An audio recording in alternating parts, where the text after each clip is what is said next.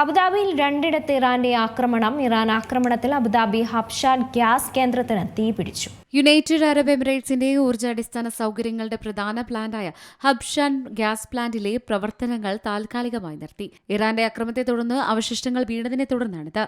അബുദാബിയിൽ രണ്ടിടത്താണ് ഇറാന്റെ അക്രമമുണ്ടായത്. സംഭവത്തിൽ ആർക്കും പരിക്കില്ല. UAE വ്യോമ പ്രതിരോധ സംവിധാനം ആകാശത്ത് വെച്ചു തകർത്ത മിസൈലിന്റെയോ ഡ്രോണിന്റെയോ അവശിഷ്ടങ്ങളാണ് പ്ലാന്റ് പരിസരത്ത് വീണതിനെ തുടർന്ന് കത്തിപ്പിടിച്ചത്. അഗ്നിശമന സേനാംഗങ്ങൾ സ്ഥലത്തെത്തി തീ നിയന്ത്രണ വിധേയമാക്കിയിട്ടുണ്ട്. ഹബ്ഷാനു പുറമെ അബുദാബിയിലെ അജ്മാൻ മേഖലയിലും വ്യോമ പ്രതിരോധ സംവിധാനം വെടിവെച്ചിട്ട മിസൈൽ അവശിഷ്ടങ്ങൾ പതിച്ചിട്ടുണ്ട്. ഇവിടെയും നാശനഷ്ടങ്ങൾ റിപ്പോർട്ട് ചെയ്തിട്ടില്ല.